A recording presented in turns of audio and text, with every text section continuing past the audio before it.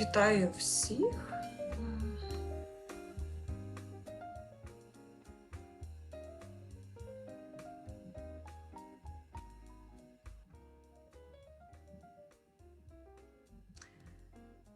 Я думаю, ми можемо розпочинати. Я би спочатку хотіла би попросити короткий інструктаж щодо опції перекладу.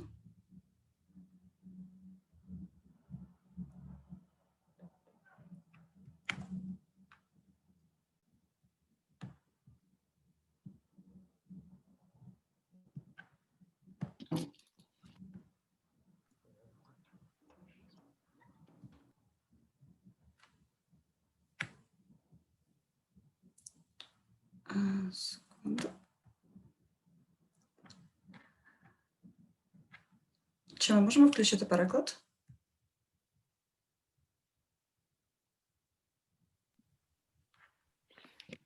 Так, буквально за секундочку, але давайте все-таки зробимо з невеликого короткого інструктажу. Добрий вечір, пані та панове. Ми вас дуже раді вітати на події. Дякую, що доєдналися. Перед тим, як розпочнеться безперервно сама тематична частина, хочеться зробити невелике нагадування щодо синхронного перекладу. Буквально за хвилину ви побачите на нижній панелі або на лівій панелі, залежно від того, якою системою ви користуєтесь, ви зможете побачити в себе меню, яке буде дуже схоже на глобус. Це буде фігурка глобусу, на якій буде написано переклад, interpretation, на нижньому меню або на панелі ліворуч, або у меню більше у зображенні таких 3 крапочок. Там у вас буде опція, ви зможете обрати один із 2 мовних варіантів, або англійську мову, або португальську мову. Португальська мова сьогодні у нас означатиме український переклад. На жаль, Zoom досі до кінця не дуже добре працює з українською мовою, якщо її вводити самостійно, тож ми використовуємо одну з мов, які надає Zoom в базовій комплектації функції синхронного перекладу, тож ми обрали португальську. Тож, якщо вам буде зручно слухати український переклад сьогоднішньої події, і ви хочете надалі спілкуватися і висловлювати вашу думку теж українською, будь ласка, оберіть українську мову. Якщо ви хочете слухати всю подію англійською мовою, будь ласка, оберіть англійську мову. Обрати канал обов'язково. Немає можливості залишитися поза каналами. Якщо ви залишаєтесь поза каналами і захочете висловлювати свою думку, будь ласка, пам'ятайте, що є велика ймовірність, що ви звертаєтесь виключно самі до себе, адже частина аудиторії, яка обере канал, вас не почує. Тож, будь ласка, зараз, коли з'явиться функція перекладу, обов'язково оберіть канал. Знову-таки на панелі керування або внизу вашого відеовікна, або ліворуч, там, де знаходяться всі керування, пов'язані зі звуком, відео, учасниками і подальшими іншими реакціями. And just to make it very, very briefly for all of our English-speaking participants, good evening, ladies and gentlemen. We're pleased to welcome you at our event. We would like to make a very short notification about the technical side of today's event, as far as we're going to be using the simultaneous interpretation function. So please make sure that you're going to choose the proper language channel. In about a second, you're about to see on your lower control bar or on the control bar to the left, depending on what kind of system you're operating, you're about to see an icon, a globe-like icon that says interpretation. And you will have the 2 opportunities to choose between the 2 different language channels. There's going to be English channel that will stand for English and Portuguese channel that in our case will stand for Ukrainian. Zoom still has some problems with operating with Ukrainian language. That is why we have chosen the next closest language in the list, which is Portuguese in our case. So please make sure when the icon will appear that you choose the proper language channel. There is no way you cannot choose the channel if you're staying in between channels and not choosing one.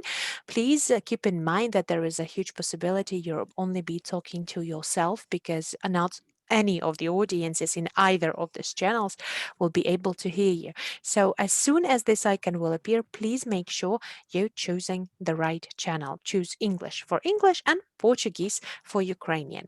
So I do hope that everything was more or less clear and we can start the interpretation now. Тож сподіваюся, що це зрозуміло. Давайте спробуємо брати. Зараз іконка перекладу вже має у вас з'явитися. Так, все, здається, працює. Вітаю усіх. Мене звати Софія Олійник. Я є програмною My name is Sofia Olinik, and I'm the program coordinator of the Heinrich Böll Foundation in the program of support of democracy. So I'm pleased to welcome all of you today for our online discussion today for the Green Movement in Action. I would like to tell you a little bit briefly why we have decided to launch this discussion, and maybe you have also read in our event description that this event is a part of the Green Academy project. And Green Academy is an educational initiative for our foundation that combines four main values and main directions that we are working as well: the gender democracy, ecological environmental sustainability, participation. And in the framework of the Green Academy that we have every year, we have in summer school where we could gather the activists and the representatives of many different NGOs and civil society organizations in Ukraine to discuss the green values. What does the green values mean? What the green values cover overall? What green movement is about? Whether it has its place in our society, whether it's something that is close to us, where we can associate ourselves with the green movement and who are the Greens. This year, we have seen that there has been certain changes for all of our formats, and I'm really happy that basically we managed to have this Green Academy, but with some limitations and with some safety norms. But every year we're also always welcoming all of our academies, our partner and our colleagues, Ms. Vesna Yusuf, who's always telling us what the Green Movement is about, how it was born and what is going on overall. But as fortunately, Vesna couldn't make it to Ukraine this year, so we've decided to reshape our Green Academy to a slightly broader format and to start with this online public event in the framework of this Green Academy to discuss the topics that we're discussing during the week throughout our summer schools, to discuss what we do mean under the Green Movement, what Green Movement is about, how it was created, how it has transformed from activists to the political force, how what is going on currently with the green movement in Europe, and whether it's relevant and close for Ukraine as well. So that is why I'm really happy that we're going to have Vesna today. But before we start with the presentation itself, there will be 45 minutes for the presentation, and later on we'll have a session for questions. So please, if you have any questions, make sure you will tap them into the chat box on the lower panel as well, and we will discuss it after the presentation. The presentation will be held in English, so please choose interpretation if you need that.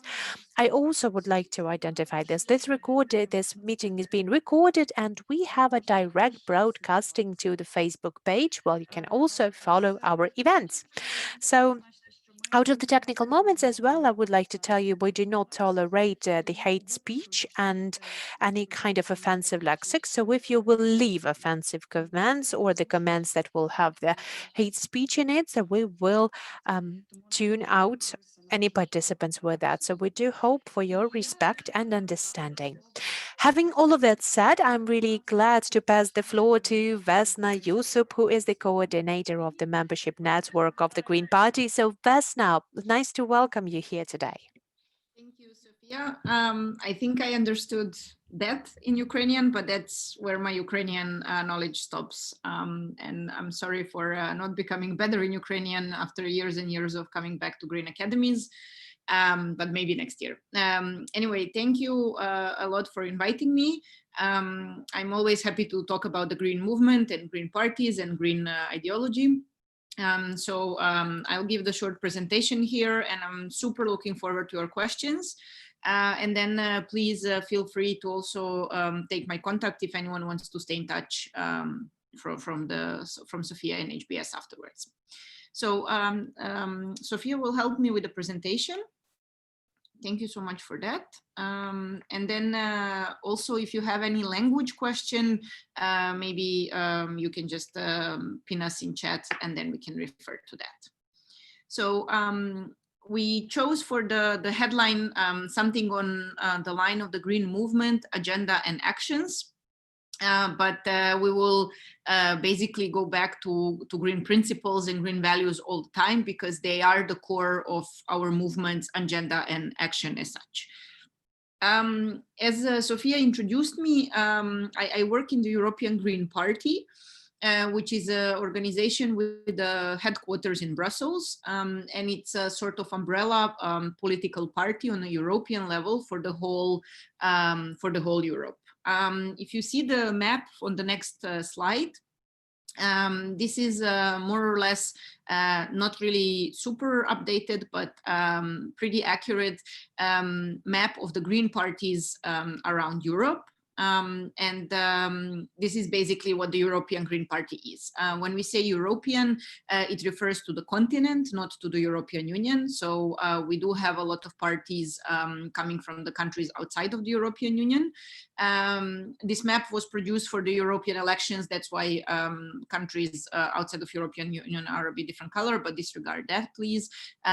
So as you can see, we have members all around. There's very little countries where we don't have a member party yet. And then when it refers to the green, that's the biggest question. And I guess that's the question why we are here today. So when we say the Green Party or the green movement, these are two different things. And usually there's a bit of institutional part of it and more kind of intuitive activist approach. So starting from this institutional approach, what we call the green parties are the political parties that are that signed the European Green Chapter and Global Greens Chapter. And these are political documents which are outlining our principles and our values. And a political party that wants to call itself green has to sign these principles, which basically means that it has to embed them in their own political program and their own political actions. Now, of course, I mean, it's not a procedure where we sit in Brussels and then we decide who is green and who is not. This is not how it works. It's a collective process where all the green parties are coming together, discussing their political agenda, they're discussing their ideology with huge respect towards the national particularities. And then political parties can apply for membership or not. Being a member of EGP or the European Green Party has its own benefits, but it's not exclusive. How to say, like there are parties who call themselves green, who are not members of the EGP, and are they green or not? That's something that history will show, so to say. But of course, every organization can decide for itself to work in the green scope. As I say, what we use as a common denominator, as ideological minimum, are these charters, so kind of political statements or manifestos, which are clearly saying that the green parties or the green organizations are the ones who put the climate, energy, or environment, ecology in the heart of their action, but so much more than that. And that is something that is maybe the most important thing, which we are going to talk about just in a minute afterwards. I wanted to very quickly reflect on the history of the green parties, just for you to understand where they come from, because this is something that people very often forget to talk about when they have discussions about political parties today.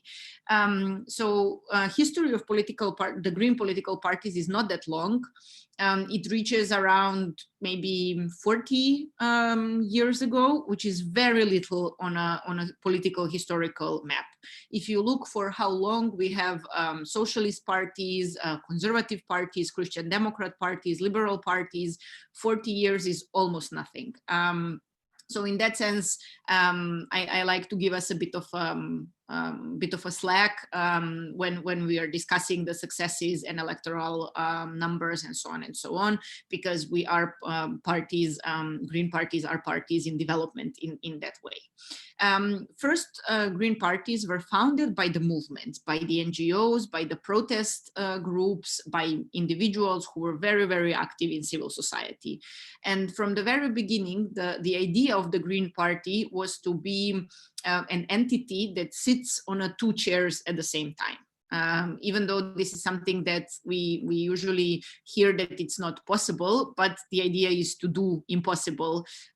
Exactly. So the idea is to always be close to streets, to people, to struggles, but at the same time to represent exactly those struggles in the parliament and in the representative democracy, because like it or not, this is the political system that we have. So ideally, green parties should be the parties that are managing to perform politics in both ways. And this is how it started in Northern and Western Europe, first around late 70s and 80s, when peace movements, feminist movements, LGBT movements, anti-nuclear movements, marine protection movements, biodiversity protection organizations came together and kind of realized that their struggles are very topical, but they're really connected to each other, because if you don't solve them all, they will always have a negative effect to each other, and be unable to kind of perform one struggle after another. So to work horizontally, where each struggle will be run as its own campaign, let's sort of say, as its own movement, but then there are connecting points which put all these struggles together, all these target groups or these vulnerable groups into the same representation in the parliament and with decision-making instances. The second wave of the Green parties is more towards South, the Central Europe, the Southern Europe, and these are the parties that were founded on a bit different presumption, and they came as a response to really big democratic and social crises. And they came as a response to extreme exploitation of the environment that really had negative effect on the social, on the labor, on financial, economic, but then also cultural, human rights and other aspects of life of the people. So this party already existed from this mishmash of consequences on the society, and they started their political activism with the notion that it's all one big struggle. Then you have the parties which are genuinely interested exclusively in the environmental issues. And these are the parties that are kind of, let's say, one topic parties that are doing so-called hygienic politics, where they are within wide scope of political issues, trying to preserve the environmental political activity and ensure that with all other issues that are happening in the parliaments or on the local level, environment is taken into account. And then maybe the final, and this is something new that we are seeing all across Europe with already some electoral successes, are these so-called platform parties, which are basically, let's say, second generation attempt to transfer movements from the streets to the representational politics. And we will discuss a bit later the idea of different structural organization. But as I said, still the main idea is that the political activism of the people on the streets, in the organizations, in the movements is transferred into the decision-making arena. Can we go to the next slide? Thank you, Sophia. I will still stick to this institutional part, just as the last slide I promised, just to try to explain to you how the green political movement or green institutional political movement is organized at the moment in Europe. So as I said, there's us, the European Green Party, which gathers all the green parties, well, majority of the green parties registered in Europe. Then you have FIEG, the Federation of Young European Greens, which gathers youth wings of the parties, but not only. Next to the youth wings of the parties, they also gather a lot of NGOs, a lot of civil society organizations that by their structure and political program correspond to the green movement, but are exclusively focused or run by the young people. Then you have GEF, the Green European Foundation, which is basically assembly of foundations like Heinrich Böll, which is a political foundation of the German Greens, but then most of the other parties as well have their own foundations, and then all those foundations come together. So all the Young Greens come together, all the parties come together, all the foundations come together on European level. And then additionally, you have the Green Group in European Parliament, which is a bit tricky democratic concept to compare, but I mean, it's a group that comes together with the parliamentarians that are elected at the European elections. So this body is the only one that is exclusively focused on the European Union.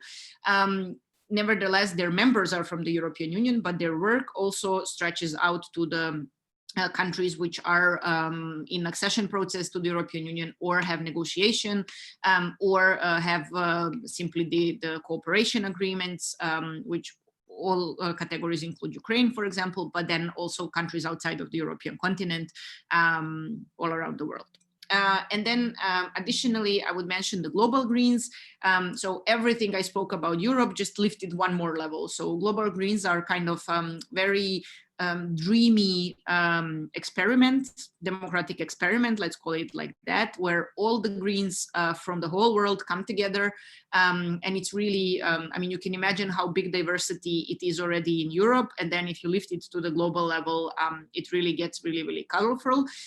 So in that sense, it's a place to meet, a place to exchange and learn from each other. But there is no really a kind of democratic outlet because there is no corresponding political institution. As in Europe, we have the European Union, European Parliament, Commission, and so on and so on. We can go to the next one.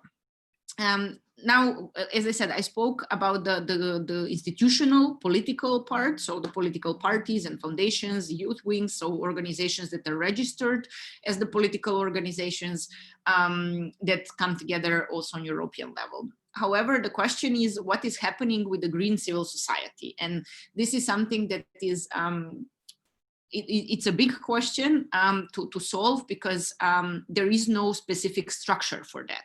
So we have parties cooperating with NGOs on a national level. We have Young Greens being at the same time NGOs and the political youth wings and so on and so on. So on a national level, the civil society is pretty defined, and there's many places to meet and discuss and so on. However, on a European level, there is no such thing as the green civil society yet. Usually organizations are connected in topics. So most feminist organizations know each other on European level. Most environmental or climate organizations know each other on European level. Bring it on. Most legal protection or animal rights organizations, they cooperate with each other. But there is very little connection among those on a European level. And then the big question is, where do we meet and how do we communicate and how do we cooperate? Who is our target of cooperation, and so on and so on. And I think this is it's not a problem. It's a big task ahead of us to kind of establish wider movement when it comes to the green political activism. And now, if we go to the next slide, this is the biggest issue of them all. When we say what are the green topics, because as I said, most of the political parties are usually referred to the green if they're dealing with environment, ecology, protectionism of the nature, and so on and so on. However, this is very, very narrow definition. And this is maybe one of the biggest prejudices that green parties have to deal with, not only with themselves inside, but also towards the outside. And basically, to understand the original idea of the green parties was to combine 4 elements. So environmental protection as such, as a basis of life on Earth, a social justice as something that corresponds to the fact that all of us have the same rights or access to the human rights, and that our ability to practice our human rights needs to be exercised. And then the peace and non-violence, because I mean, this all came from 70s and the big anti-war movements to understand that we cannot build better society while the war is happening. And then the third was also, the fourth one was referring strongly to the gender equality and to the protection of well, to the protection to bring the feminist and LGBT movements to light, because basically that kind of said that this is such a strong and such a visible discrimination and such a visible injustice that we can't really continue, especially because if you think that by 70s, even some countries in Europe still didn't give the voting rights to women. Even like some cantons in Switzerland gave the voting rights to women only in 70s. So you can understand why this gender equality was there already from the very, very early time, because people were already, you know, reinventing democracy and imagining and dreaming. And we still had a situation where half of the society was not allowed to participate or was kind of not encouraged, let's say, to participate in a political debate. So when we say what are the green topics, usually if you do the brainstorming, people will come up with climate, energy, environment, protection of animals, and similar. But then in some countries, we are slowly building up towards the more issues. And then what I always like to say is that there is no such thing as a green topic. There is only a green perspective on all the other topics. Meaning exactly, if you can put the next slide, because there are some people already in history who kind of solved the issue. So we don't need to invent the definition, but there is this very, very nice quote which says that there is no such thing as a single issue struggle, because we don't live a single issue lives. And that is basically the core of the green movement, meaning that we all have our own problems, and we live in societies which have a lot of different issues and challenges to solve. And it's really hard to solve only one of them, simply because people don't get affected only by one issue as such. So I can give you just an example how it works. For example, in policy making, let's say that you have a polluted river. Very green issue. Like if you start asking people what are the green issues, oh, polluted rivers, oh, it's so sad, let's solve it. And then people start protesting. So we don't want our factory to pollute the river, let's close the factory. If you close the factory, that automatically means that unemployment will raise. That automatically means that there will be less financial means. That automatically means that children from the area will not have access to the quality education. That automatically means that they will, in further generation, not be able to reach the level of skills that they could.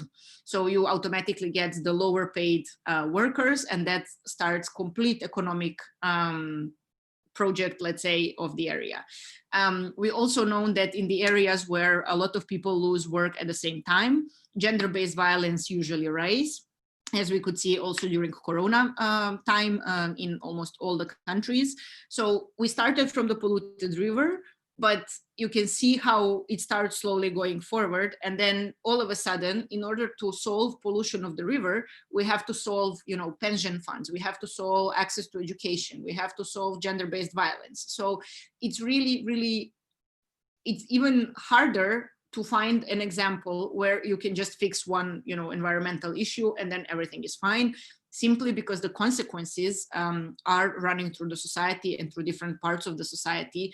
And this is the biggest win, I would say, also of the green movement and all the other. And I'm here very not modest. I also include a lot of civil society wins inside, to say that why we are now having all these struggles connected is not because that is happening only now.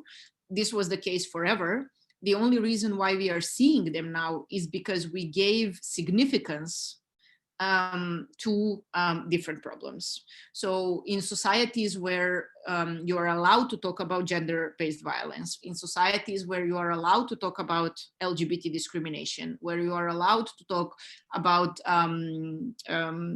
these disabilities, then you have all these problems.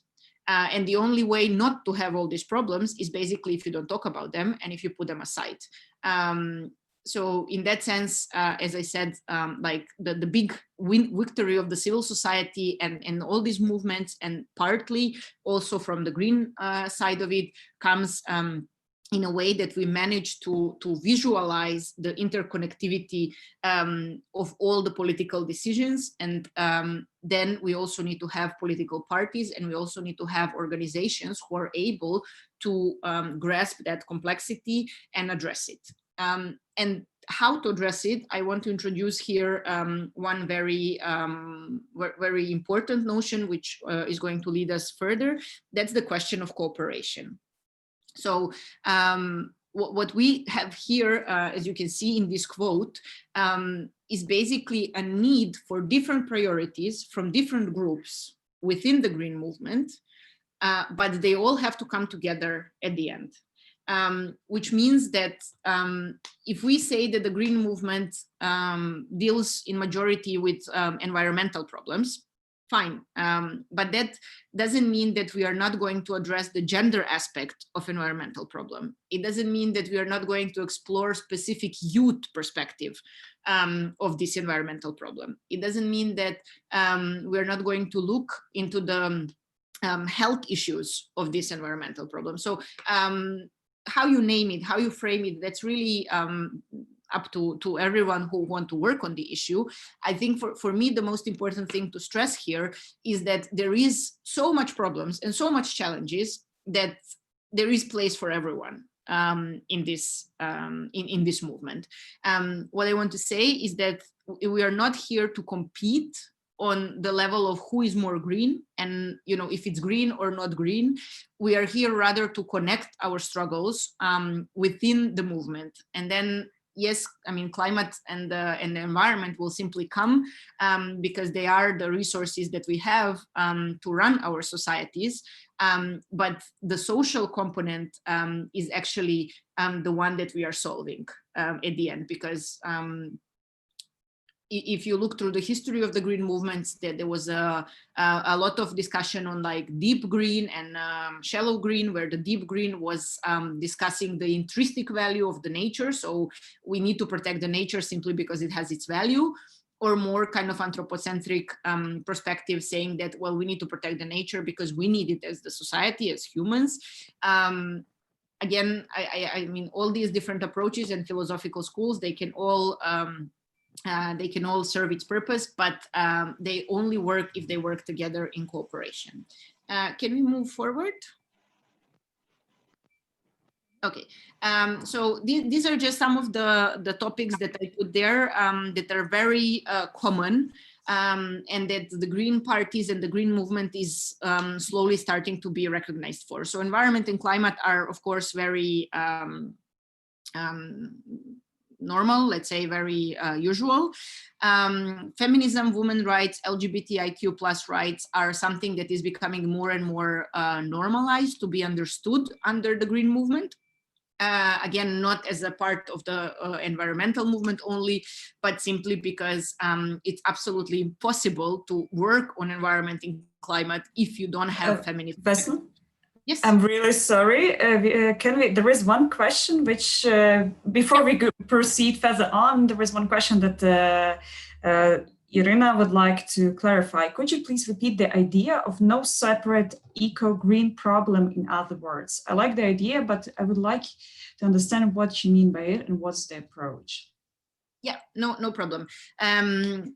Again, I'm not saying that there is no possibility to work only on environmental problems. If you are an organization that is specifically focusing on rivers or on fish or whatever, you can do that. What I'm just saying is that the consequences that you are trying to solve, sorry, I'm not speaking to Irina directly, but in general, the consequences that we are trying to solve, they always have more repercussions to the society. And those repercussions are exactly the sticking points where everybody else can help us. So let me take the example of climate. like we have now energy topic, and we need to solve the energy crisis at the moment because we have different issues with it. So for example, I mean, energy is something that is considered environmental and green. But then, for example, you have organizations that are working on energy poverty. So these organizations are working on a poverty issue. They're working on a very social issue within the energy topic. Then you have a problem, for example, then in energy sector, it's 99% men. I'm now inventing the number, but usually energy sector is dominated by men, which means also that the debates that we are having are not necessarily reflecting the needs of everyone / women. So then a lot of, I mean, I know some of the feminist organizations that are working exclusively on energy issue. So they're not environmental, they're not ecological organization. They are feminist organization as such, but they are covering a feminist part within the energy topic. Then, for example, if you want to deal with energy further, you have the question of production. So where are our solar panels produced?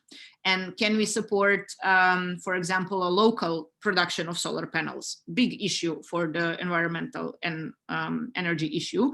But then in order to tackle it, you basically need to work in financial sector. You need to work with the banks, investment funds, entrepreneurs, and so on and so on. So what I'm trying to say is that environmental campaigns, ecological campaigns, they have their own value in preserving the nature. But how we can expand them and how we can find more support is to understand the connection that that environmental problem has with the different social groups. And then those different social groups will probably have some movement or organization around them. And then we can use those connections to do common campaigns and to do common actions, which kind of amplifies our power. It amplifies our resources. And then it kind of brings also different perspectives. I don't know if, I mean, Ira, if this is making it clear for you, or if anyone else has a different question, or if I should continue discussing this. I guess for a moment we can continue this presentation, and if there is any more questions or clarifications needed, then we'll proceed afterwards. Yeah. Okay. So coming back to the topics, I'm not going to go into them. You can see just some of the topics that the Green parties are, for example, working on. And these are also some of the topics that NGOs as well, who are even calling themselves green, simply are covering either alone or interconnection among this.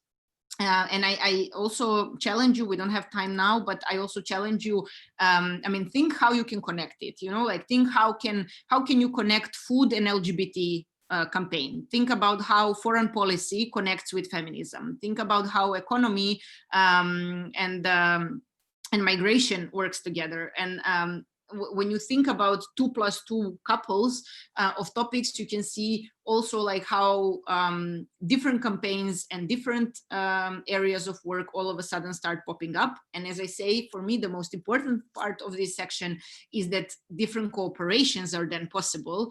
And then we are not competing as organizations on different topics, but we are rather cooperating on the common problems that are affecting us all. Going further on, just quickly to finally introduce the word values, because this is something that we started from. It's a really untangible word as such, because there's no concrete way to measure the values in such a way. But what always matters with the green movement is that we have the same values.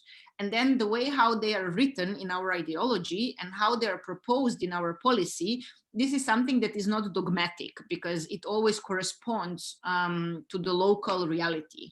And I also get this question, especially about the green parties, how they're not green enough because they're not advancing the climate for 50% instead of 60 and or like some other minor issues. But really, like if you subscribe to the green values, then the way how you operationalize them, it's also, I mean, it can be wrong in so many other ways, but usually it's a product of the environment. And I will now say something pretty big, but yeah, maybe we can discuss it later. For me, this is exactly the idea why revolution and reform are not competing.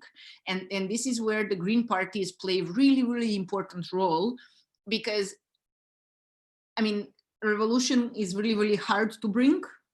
Because you need a lot of resources, a lot of time, a lot of people, and it can really easily go wrong. Reforms are very hard because they're very slow. And then if we find a way how to, do the reforms through the revolution and do the revolution through the reforms, this is what we want. And this is where our policies are actually doing the job, which are based on our ideology, and our ideology is based on our values.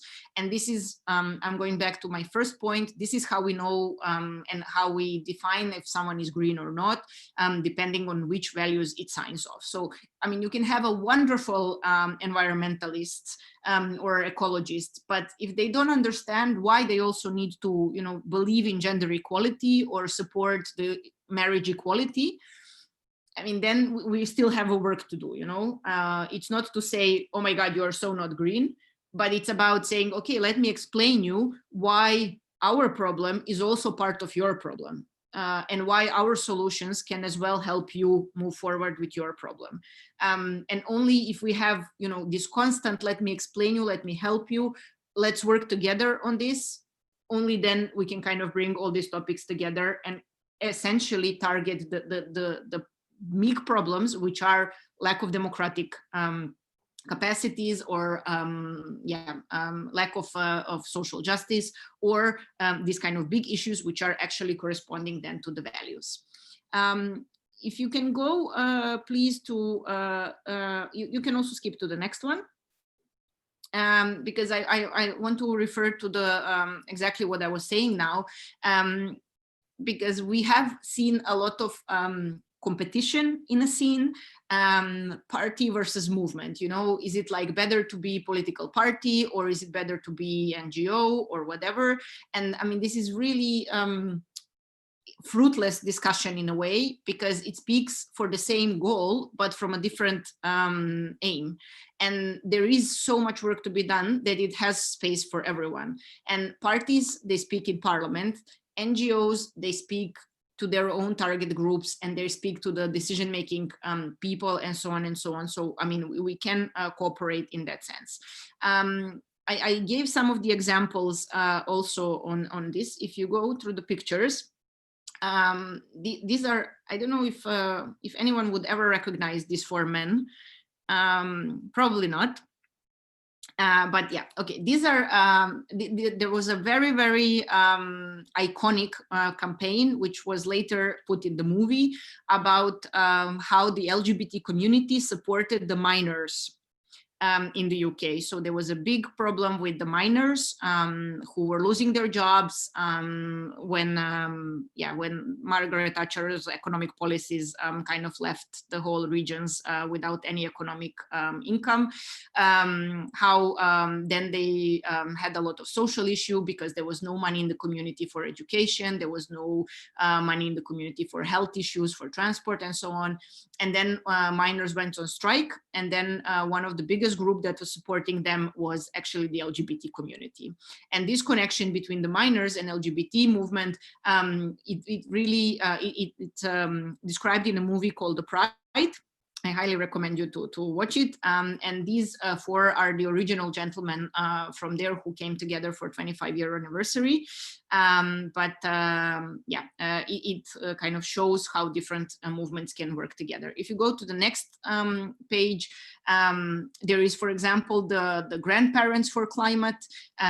So this is the combination of organizations that are working on elderly rights and climate activists, because today the climate activists, and I put one here from Belgium, kind of Belgian Greta, Anuna de Wever.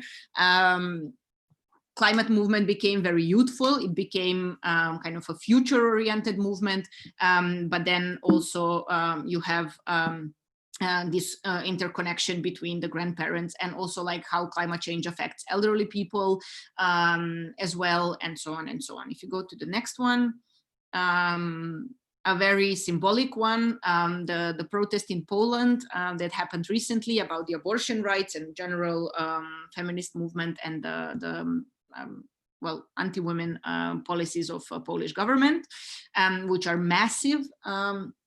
And then below you have a picture of support by the parliamentarians in the European Parliament, where parties, I mean, here in these rainbow people, you have people coming from Christian Democrat parties, from liberal parties, from socialist parties. So it's really not only about kind of saying, you know, we are green, we are Green Party, we support LGBT rights. It's really about, you know, believing in human rights as the common value. And then you can see who comes and who not. And if you go to the next one, yeah, also one very interesting, yeah, I'm sure that you saw the recent Pope speech about acceptance of LGBT community, which made waves all around the world. And then, for example, a couple of years ago, there was this big divestment movement, which was fighting for taking money away from the fossil fuels, which is a very, very important part of the climate fight, because there's so much money in the fossil industry. And the biggest contributor to this campaign were churches, who took away their money. So the fact that church has the most money to invest in fossil fuels, that's another topic that we don't need to discuss here. But the fact that they took it away, it really hurt fossil fuel industry. So in that sense, at the moment, one of the biggest contributors fight the climate change were also the church communities. So this is the connection that, you know, you don't necessarily make, and you don't necessarily think, I'm climate activist, church is going to be my partner. But, you know, a bit of thought experiment, a bit of understanding of how the consequences of the problems work, you can see how different communities can come together for the common actions. Going away, yeah, so basically what I want to finish with slowly is just to kind of say that, repeating myself again, the cooperation between different topics is crucial. And I also don't want to encourage now everyone to drop what you are doing and say, you know, now you just all need to kind of search perspectives in each other projects. No, but being aware of them and being sensitive to them is something that is really important. And the main thing, of course, is that we have very limited resources, because the progressive agenda is not the most funded one, unfortunately. We also have the problem with the agenda, and this is where our agenda cooperation is crucial. So it's not the question, you know, who has the biggest problem and whom we have to talk about. And this is something that is really, really common for the progressive movements, that you always have this famous sentence, yes, but what about? And then, you know, the discussion continues. So, you know, we say, okay, we need to work on the women's rights. And then someone says, yes, but what about the disabilities? Or you want to talk about disabilities. And then someone is like, yes, but what about the LGBT discrimination? So you always have this, you know, one more group that you haven't thought about. And instead of that being the discussion point between us, instead of that being kind of, okay, whose target group is the biggest or the more important, why not sit together and find the common approach to the same problem, you know? And that will also make the network of support much bigger. And that will also make the people on the other side, the ones who we need to convince, you know, much more thought, because they probably would have to think new arguments, or will have to come up with new defense, which we want to struggle with. If you go to the next one, and it's almost the last, the challenges that are ahead of us in building this green movement as such, or bringing everyone together, is trust. And we have a huge mistrust of society, of people towards politicians and political parties. And I completely understand that, because political parties disappointed a lot of people a lot of times. But again, for me, the biggest question is, what is the alternative? Because like it or not, we live in representative democracy, and like it or not, these people in parliament or in government will make the laws. And then if we just discard them and we say all of them are bad, or, you know, no one should go there, then we are losing the chance to be at the table. We are losing the chance to be part of the deal. We have problem with time, because some policies are time sensitive. So it would be perfect, if we would be in 70s, and then we would have, social democratic society, which take care of the welfare state. And then we would have all the time in the world to think about, the perfect policies on migration, on marriage equality and all of that. But unfortunately, we don't have it, because with climate change, with migrations, some laws or some movements or some economy simply has to happen immediately. Otherwise, a lot of people will stay in a problem. And this time constraint is something that we lose as a perspective, and we sometimes think, okay, it's now or never. And then we try to kind of be the most efficient. And in that, we lose a lot of opportunity to cooperate, which does take time. But I really call you for a bit of a historical understanding of where we are, and like how much we already won as the progressive movements, or as the green movements, as climate movements, as human rights movements. We won so much, so apparently it's possible to win. So don't lose hope in that sense. Partners, and then sustainability is something that I also want to bring up, and I finish here, because what we also very often lose from the perspective is that green movement is not only about us now here. Green movement is also about the next generations. So before we alienate someone, or before we say, no, you're not green, or no, I'm not green, we have to think about how this decision is going to have a consequence further on. So if you think that we exclude a lot of young people from politics, in some countries, now we are having huge debate if you can vote at 16, because people are legally allowed to marry, but they're not allowed to vote. That kind of doesn't make a lot of democratic sense. And then if you look at the climate movement at the moment, for example, this really is about the sustainability of the process. And then how we go from here to what we want in the future is something that we always have to think about. Like it's not necessary to work on it all the time, but always think about how your consequences are leaving the possibility for other organizations and other leaders and other activists to work on their own issues. And the last slide, I promise, is just a bit of a joke. Because basically we have all these discussions, and we have these wonderful projects, and we have these wonderful campaigns and academies and trainings and advocacy tours. At the end, the issues usually end up at the table where a couple of men kind of agree not to do anything and just to wait it for pass. And this is where I finish to say that green movement is exactly about that. It's exactly about fighting this situation. So it's not so much about the topic. It's not so much about your name as the organization. It's not so much about where your funding comes from. It's really about fighting for a society where these people who don't want to change anything are history, and where our new society that we are building is based on solidarity and empathy and inclusivity, cooperation and action. And I would list these 5 as ultimate green values as such. Thank you. Thank you so much, Vesna. That's really inspiring. Before we have some questions already coming up in the chat, so I will slowly proceed to it. But I have some reflection on what you've said, because that's the thing. We quite often consider that we live in a democracy, in a democratic state. We take it for granted, but then it happens COVID or a pandemic, and then the borders are locked. We are locked in our countries or in our homes. And then another fact is then we see the rises of all these protests coming around the globe. And then, no, the democracy is not granted. We have to fight for it, and we have to work continuously work. And this is where I'm very much agree with you on the aspect that this is about the cooperation, because if we just accepted the status quo, that might be not the world we would like to end up living.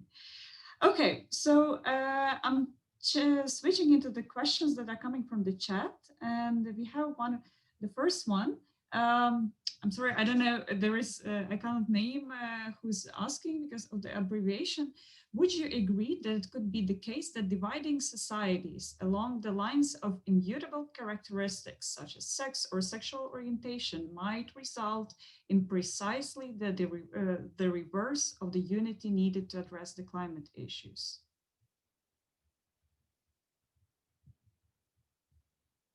Maybe in the meantime, maybe we can, yeah.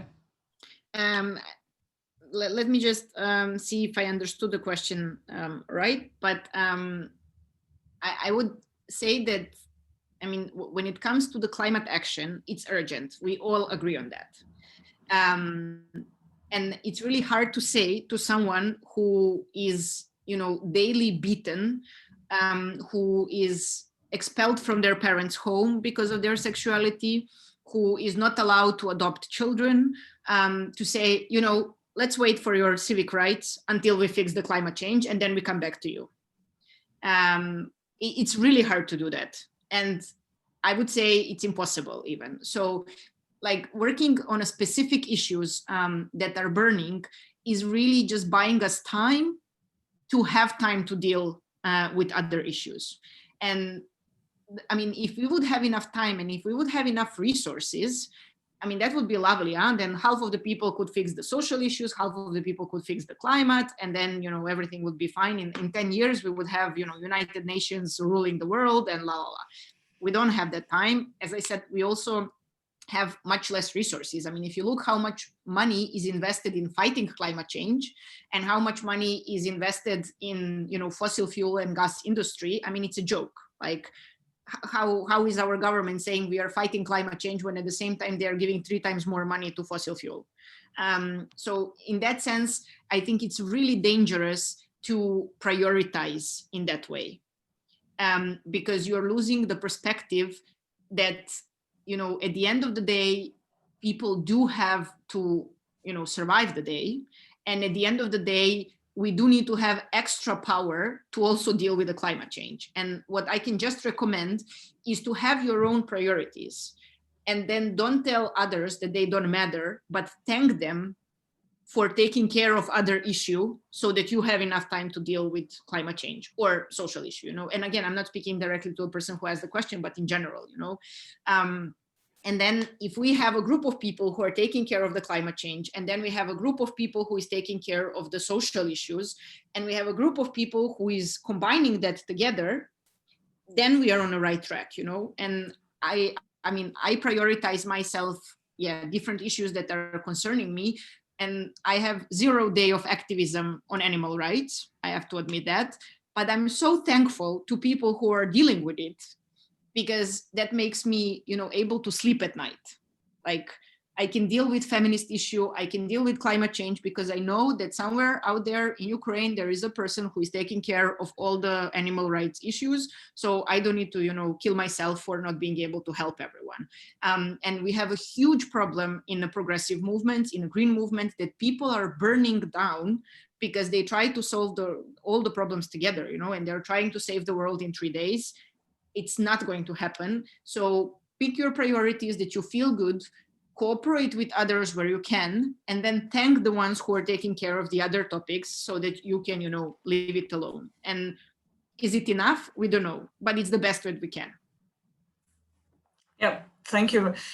It's actually brought me the idea that we had during the Green Academy this summer, and talking about the strengths, the privileges, that the powers that all of us have, because it's also the matter to admit what I'm good at, and to use this as much as you can. And this is this non-violent treatment of yourself as well, that not to force yourself to do everything at once. I mean, I try to remind myself also quite often, I'm not going to save the world, but if I collaborate with more people, then we can make a change. And this is so much about the cooperation. I think this is one of these main lines of your presentation that you mentioned. We have another question coming from Ira. What's your opinion on the reason of poor activities, results of Green Party in Ukraine? Do they deserve the name they have? Sorry, Sophia, I can see the question. Okay. Yeah. As I said, on the question of who deserves the name, there is no world authority that puts the label. So any party, any political party in the world can call themselves green, as I say. What matters, again, is the values that you are radiating in your own work. And if the political party, has the quite clear environmental dedication, but at the same time, it does support a social justice. It supports minority groups. It's there to support local issues at the same time as the biggest national problems. I mean, if it all comes together, yeah, I mean, good. They are green as such, when it comes to the question of the size and the results, I'm really not the person to judge. And I mean, it's up to you as the nationals to see. I just like to make 2 points. One is, as I said, the green parties are always product of their own society. So don't expect people to, just all of a sudden, what I want to say is no one is born green. Like in our societies, and I come from Serbia, which does not really, puts far away from Ukrainian way of seeing the politics and all of it. Like if people already took bravery to enter the politics, that's already something, if they already said, listen, I'm going to, devote my time to do political activism in the green scope, that is already a good start. So I already like to congratulate anyone who decides to become politically active, being it in a party or NGO or as an individual activist or whatever. It means that, I mean, you're giving something to the society back. The second problem is that you have to become something that you were not taught to be. Our societies are not promoting the green values. Our education is not promoting the green values. Our families and traditions are not necessarily that much green as such. So in order to do that, that means that you have to really reconstruct your mind, reconstruct your education, reconstruct your upbringing, and understand and also forgive to society and people around you for teaching you wrong. And that's not easy in that sense, and it's a long process. So I have seen a great involvement and great evolution of many green parties, which started as the pure, ecological thing, and then they developed further. And then how that happens is also my last point on this. It's by help. So, you might have a very small party which doesn't have enough resources, or it's very focused on one issue and it doesn't have, idea to grow further. But instead of judging them, what they need is help, actually.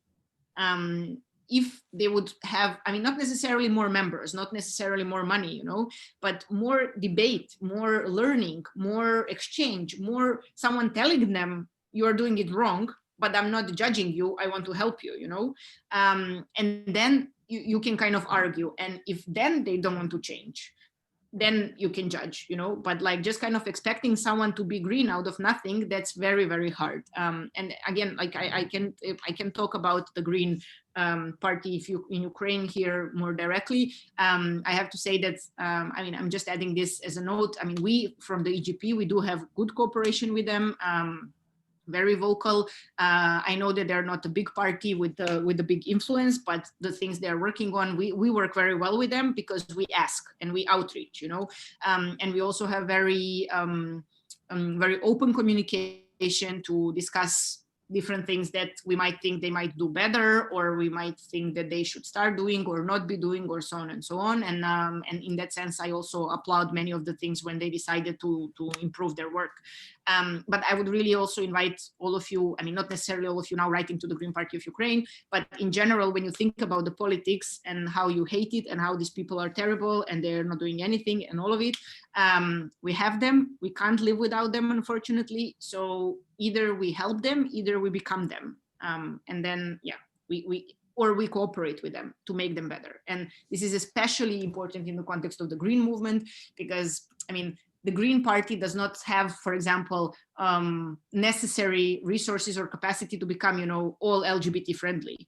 And then for LGBT organizations, it's really not about judging them, it's about teaching them or helping them to bring the platform, to bring the policy, and so on and so on. So I always recommend cooperation as a conclusion to this.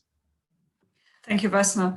I recall the book that we've translated and published this year, and everyone who's willing can request it at our foundation, 30 years of Greens in the Bundestag. So literally how the Greens came to German parliament. And there was this piece saying like, there was like a group of activists who were first like very active on the streets in the promoting the changes, and then the change came that they decided, so if they want to have more systematic change, they have to also to join the politics and to join the parliament to bring the change. And there was this beautiful piece saying like, and then one day they are coming into the parliament with the bright shirts, with the sunflowers in their hands as a symbols of the Green Party. And then that's how they entered to make the change. And one of the slogan was like, small is beautiful. We are small in number, but we are focusing on what we do the best and the values we promote. And that's what we have to do, like focusing on what's close to us.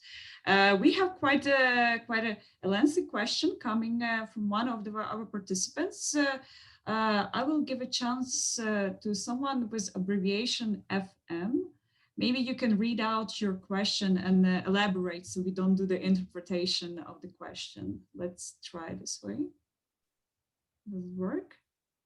Yeah. Hello.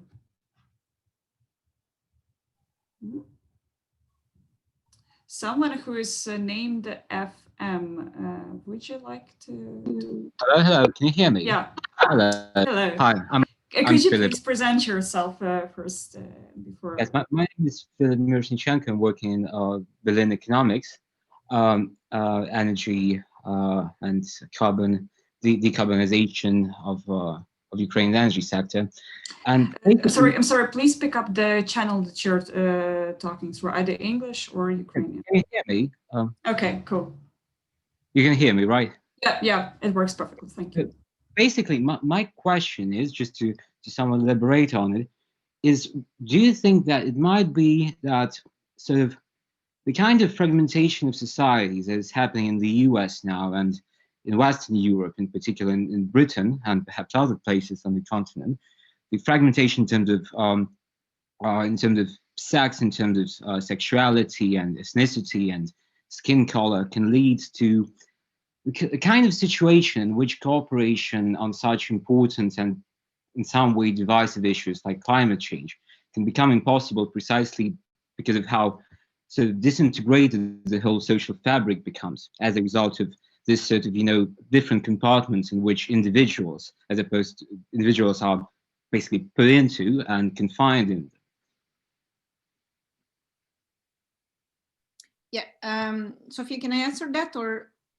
Yeah, I mean, there's a lot to unpack in that question. I want to say something that I tackled a bit in the previous thing.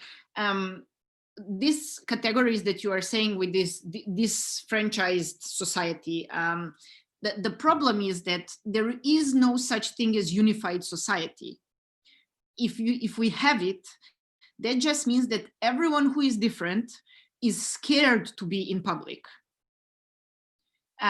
We had this famous case in Serbia when we opened in Belgrade a children playground for children with Down syndrome, with like some specific games and ways how it can be appropriate and safe for them. And then our mayor said, since we opened this playground, there's more and more children with Down syndrome. So he honestly believed that there was no children with Down syndrome in Belgrade, because he hasn't seen them on street.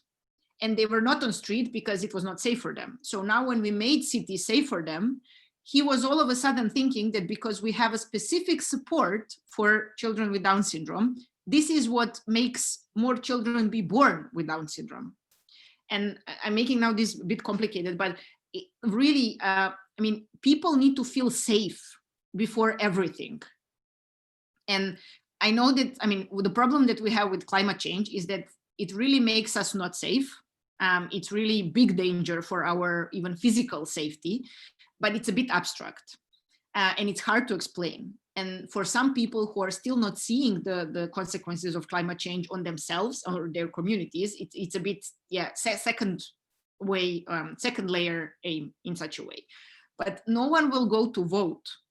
No one will go to a protest if they don't feel safe on the street, if they don't feel accepted, if they don't feel as part of the community. So as I said, it's really not about, there is no possibility for us to have a linear thinking here. It's not like, okay, we fix this problem and then we fix this problem and then we fix this problem. And unfortunately, we are not in that luxury. So we really need to fix problems horizontally.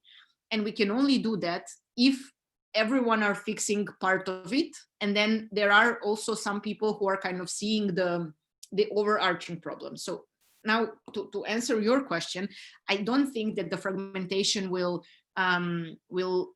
be negative. It might slow us down a bit in a sense that, yes, parliamentarians will not have 100% time on the agenda to deal with climate change, but they will also have to vote on, laws about fighting gender-based violence or welfare and health and inclusion and so on and so on. But this is their job as well. I'm sorry, but really, I mean, this is their job to make society safe for everyone as well. And in that sense, it's also a bit, I mean, the problem is in how you campaign. That I understand as well, because you are not going to campaign on like climate change for Black people, and climate change for Indians and climate change for disabilities and so on and so on. I'm not saying that, like, I mean, overarching topic like climate change, it has its own part, but there's so many organizations that are working on climate change. So why not, distribute the task and then bring everyone on board? And it's also a bit, I'm coming back to the picture that they show you with the miners and the LGBT community. I mean, it's give and take, I mean, we will support the climate protest and we will come to the climate protest, even though we are super busy, it takes time and everything. But then when we organize protests against violence against women, I'm sorry, but I also expect climate change activists to be there. I mean, that's also what the cooperation and solidarity is. And not to say like, okay, everyone needs to support my topic, but then, I don't care about anything else. And thank you for coming and making this protest so huge. You're obviously smart people. But then when people are protesting for something that is really, really, hurting them, that you are like, oh, I don't have time. I have to write my dissertation, on climate change and blah, blah, blah. So in that sense, I would say you are completely right in a sense that it's really slowing down the process, but we don't have a luxury to not to do the inclusion and bringing everyone on board. And then in a long term or even in the midterm, it's positive because, I mean, what you also see in US now is that all these disenfranchised groups, they do vote progressively because they need progressive politics. And it's going to be the same people who are going to support inclusion and climate change. So at the end of the day, you're going to do a lot of kind of, you start from the same perspective, we want better society, but then you go in 10 different directions to support different groups and different issues and different burning problems. But then when it comes to the big decision-making problem, it's all going to come together. And this is why we need to coordinate. And this is, again, why I'm saying, like, we are not alone in the world. Like, if you're working on a very specific topic, it might look very lonely. And it might look like the whole world is against you, apart from the people working with you on that particular topic. But this is not true. Like, people who are working on other topics next to us, if they are aware of how we feel, if they are aware of how their topic interacts with our topic, they will be there for us when it's needed. And this is when, we're going to give the final blow to climate change and bring everyone on board, no matter of their sexuality, color of skin, or la la la, whatever. Sorry, it took a bit long, but I'm very passionate about this topic. Oh, we feel it, and it's pretty cool. Okay, Philip, was the question responded, or would you like to clarify, if briefly? Thanks. Yeah. Many points were addressed. I'm still there. I'm really concerned, as you are. I'm quite passionate about this subject, about the climate change as well as the social issues. Perhaps we are just slightly on really different sides of the spectrum, because I come from more conservative kind of background, which is of course not to say that I'm against any progressive ideas regarding sexuality or gay rights or whatever that is basically basic human rights. Nonetheless, I think that what we see today is something like complete immobilization of society when it comes to acting as one. And I believe it is really somewhat a part of the whole, ideological kind of progressive edifice of radical feminism of the 90s and perhaps early 2000s, and critical race theory, and all that kind of paraphernalia of of progressive politics. So do you think maybe it might be the case that such kind of traditional notions of identity, like nation, can be the answer to tackle climate change, something that unites us in our humanity and our basic need of climate safety and climate preservation?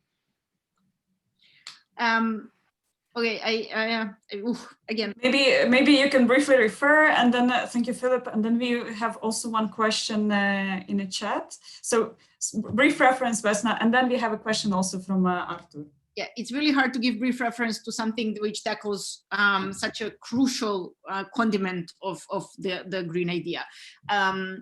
First of all, I mean, just the reference. I mean, saying that we are on a different scope of it. My problem here is that who is the enemy? That's the question here.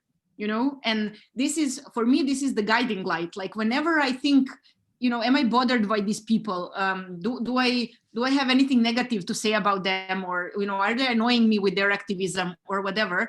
I always ask myself, wait, Vesna, who is the enemy here? And if you look at the climate change perspective, radical feminists are really not your enemy. They might kind of bother, or they might kind of slow down, or they might deal with a topic that we completely don't understand or whatever, but they have nothing to do with the fact that the government is investing in fossil fuel at the moment. So yeah, I mean, enemy, but like on the other side, like what do we need to win here? And this is what I really like to recommend always, is like, ask yourself, are you wasting, I mean, not you, Philip, now I'm not again talking to you, but in general, like if you are bothered by someone activism, just ask yourself, is it worth of time? Because we have so little time to win the fights. And then if I'm spending my time in being angry or bothered or whatever by some other activists, is it really worth? So this is like really a minimum of what the tolerance is. And I really don't like tolerance, because solidarity is so much better and so much more comprehensive term. And then being in solidarity with someone would mean that you would go and actively help. But let's say that tolerance is kind of a minimum, like, okay, just leave it be, and I deal with my issue. And then the second thing of the question of nations, I'm aside of what I might ideologically think about nations, it's really hard for me to understand how nations would work on fixing the climate change when the nature doesn't belong to us. Like, I mean, if you look at the European geography, where the wind blows and how the river goes, and how we use the land, it's really hard to limit it to the nation concept as such, because how we can bring the decisions, if we keep to the nation states, let's say national decision as a concept of nation, it really doesn't fit the way how climate change is organized in the moment. And for us, I mean, if you think that the nations should fix the I mean, not you again, but like if we look at it as the concept, then who fixes the Arctic?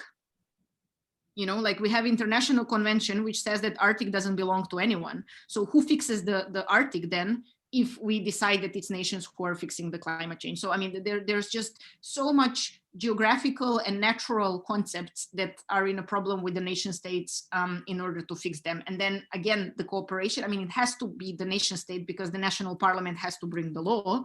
So the word national is there. but I have a bit of hard time to understand how the nations as such would play a role. And sorry, yeah, next question. And it will be, Thank you, Vesna. Expect me for the next debate. It's so interesting. We have a ground for the next, to think about the next meetings for the next year to dig deeper. Okay, so we have one more question coming from Artur Vardanyan. How do you think whether it's important to introduce green ideology as a subject in schools? What do you think, whether it should have such a kind of a class? Oh my God, where do I sign this petition? Absolutely. I think it's going to be, in these days, it's very hard to introduce to schools anything that is called ideology. Yeah, we have to be careful with the language, because especially our countries have a bit of a bad experience with ideological education. But what I think that, I mean, if you have the subject, that would be amazing. What would be even more amazing if you screen all the other subjects through this. And then, you know, the way how we learn economy, the way how we learn about energy, about progress, about history, historical progress, and so on. If you can rewrite that through the green values concept, that would be really amazing. You know, I mean, I always like to ask people, like, when you think about progress, which sound do you hear? Like word progress, which sound do you hear? Oh, progress. And like, I mean, still, as a society, we are still brainwashed to hear the steam machine and, you know, the engine. Like, I was like industrialization factor. Exactly, because we still are educated by the books, which from the moment we start learning about industrial revolution and we start learning about machines, this is presented to us as the great advancement and so on and so on. I'm not saying it's not, I mean, it's what moved us here, you know, but we never teach kids today that the progress can be silent as well, you know. So the wind machines, the solar panels, no one connects them with the progress in energy sector. I mean, not no one, but like, you know, society wise, because we are still framed to think about the progress as something that is like, you know, like the call is still there, like subconsciously we are still programmed to call. So in that sense, yes, the green values, you know, should be reintroduced in school. And then, I mean, in many different ways, like if you can teach children how to have relations towards protection of the species from the very early age, instead of taking them to the zoos to, you know, admire circuses and so on, that's completely different approach. If you can work with the kids on sexual education, instead of kind of, you know, teaching them that there is only this and nothing else and la la la, that will also make a progress, because then they will know that, you know, like gender is something else, and so on and so on. So, I mean, yes, go ahead. If you have an idea, let's do the campaign. And there are already so many of the good examples of the green values in schools. So, I mean, there's many organizations that are working on this. There are many governments that are working on this as well. So if you are really thinking about starting this as a project in Ukraine, there are so many resources that you can already use to start from. You're currently based in Brussels. How's Belgium system of education is dealing with this? Well, it's very hard to define what is Belgium system of education, because they have a lot of different competencies. So I don't think we have time, but what is true here is that they are they're very well, there are many negative sides. One of the important ones that I want to mention is that the political education starts very early. So understanding different forms of government, understanding constitution, understanding what the voting means. Voting is also obligatory in Belgium. So all of that starts very soon in schools, and then kids kind of grow up with a knowledge of what is their democratic responsibility, rather than, you know, politics being something detached from their life. Cool. Thank you so much. Do you want one more question, or how do you feel?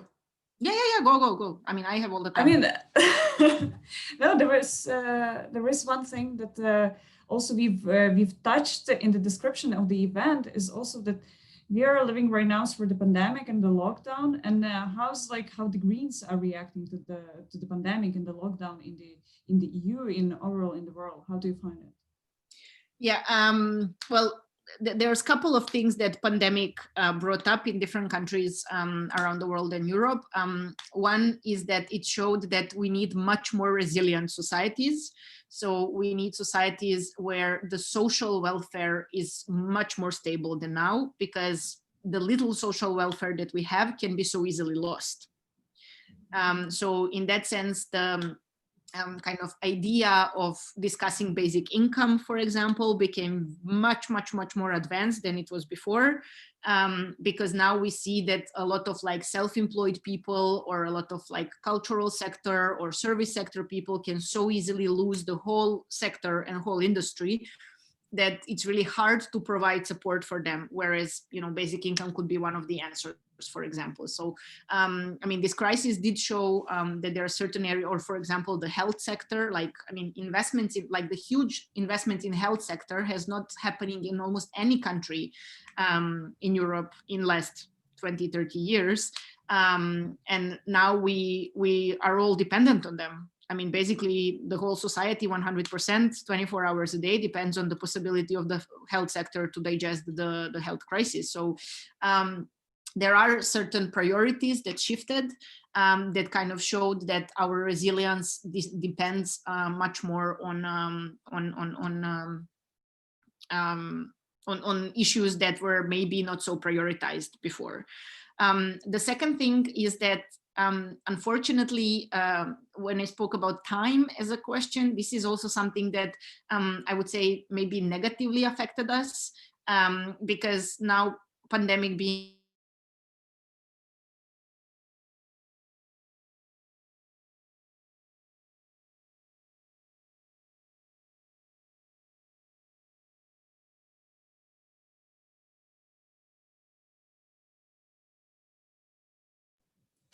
Vesna?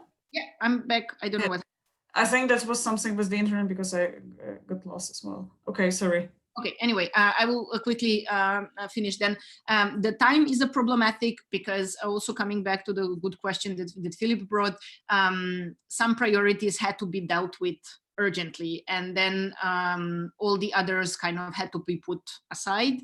And that also means that for the smaller parties, there was no so much space for in the countries where the Green parties don't play big role, their political space shrank down. And then to finalize, I think one of the, well, it's bad to say good sides of the pandemics, but one of the good lessons that we managed to learn from it is exactly that there's always more problem behind the closed door, you know? So like, yes, we have now the pandemic and people are getting sick. And then we also have huge economic problem, which is kind of expected. And then the mobility and service industries and so on and so on. But then, as I mentioned, if you look at the reports, there's absolutely not a single country that hasn't reported the rise in gender-based violence for like 30%. And we already had huge problem with it before, and now with the pandemic, I mean, it became really urgent in some of the cases, you know, and it really kind of showed that the vulnerable groups, there's a reason why vulnerable groups are called vulnerable, because whenever something happens in society, they are the first one to pay the price. And I think this was a good reminder for some of the people that yes, we cannot, you know, leave no one behind. I mean, again, I don't want to use the word good, but I think it was one of the lessons that we as society learned, hopefully, across Europe. Yeah, that's true, and especially thank you for touching the question. And I see that Tatiana Buduni has exactly pinpointed that today is an International Day against domestic violence, against violence against women. And then the pandemic has only strengthened and highlighted this problem. Thank you, Tatiana, for pinpointing this question. We have only a few minutes left, and on this note, I feel that the discussion is only heating up, and we could discuss it more and more. But at this point, I would like to thank you for joining us and to having this intensive and quite passionate presentation about what's the Green Movement and how it's how it's not only about the politics, but it's more about the cooperation and how we unite and how we work and how we can all make a change, no matter how difficult it is. It's always going to be a bad time for changes, but that's why we keep on working. From here, I will switch into Ukrainian and I will change the channel. Can I just say thank you for the invitation? I'm always available and happy to discuss the green issues. And it was very much a pleasure, and it always feels good to discuss with different groups from across Europe, because then I also get different perspectives on the issues. It was also lovely to see some of the participants that I know from previous academies, so thank you for coming, even though you already heard part of the presentation before. And I'm looking forward to receive any of your further questions or comments, and there's so much to learn and read for this topic, so I highly encourage you to dive into movies, to dive into literature and articles, even Wikipedia, just to understand on how this green movement developed throughout the history and which lessons you would also like to learn for yourself. Thank you very much. Дякую, Vesna. Thank you very much, Vesna. And just a very couple brief remarks before we conclude. Well, first of all, I would like to thank all of you who have joined us, even though it was been the end of the workday. Thank you very much for joining us today. You will receive today, or maybe tomorrow, you will receive the letter with the presentation that Vesna had today, so you'll be able to take a look at it in more details. It will also be published at our site, and the recording of today's webinar will be available at our Facebook page as well. And this presentation that has happened today, this presentation is a teaser basically for our Green Academy that we're about to have, and we do hope that we'll manage to organize it next year, because these topics that Vesna brought up today, we are discussing in more details throughout our summer school that is being held every year. Every year we'll trying to adapt it under the conditions that we're having, but in the same time, please follow our foundations page, please follow the Green Academy page as well. You will receive the link to all of the pages in the letter, and usually in the springtime we announce the open call for the participation in the Green Academy itself. So please follow our updates, and if you will have the interest to know more about it, and if you would like to know more how the green movement has been created in Germany, you can always address the foundation, and you can address me or our Facebook pages. We have these books, 30 Years of Green in Bundestag, that are very briefly explaining how the German green movement has been born, how it has been transformed from the activists to politicians, and how overall the green policy has been built in Germany, for example. And I would also like to thank not only Vesna, who has been with us throughout the time that you have seen. I would like to thank the whole team of people you cannot see on the screen, but who has been working for the creating of the Green Academy every year. This meeting wouldn't have been able without our interpreters who have been working today with us. And I would like to really thank our coordinator and activist Olana Angelova, and she is the main driving engine for the Green Academy every year. Victoria, who has been as well organizing our event today. And I would like to thank the coordinators of our foundations and the speakers who have been participating every year in the preparations of the Green Academy. If you'll have any questions, we'll be happy to cover all of those and tell you more about the Green Academy, share the materials that we have. We're always happy and glad to do that. So please address us, ask us about that via mail or any other means. Thank you very much and have a nice evening, all of you. Thank you, Vesna.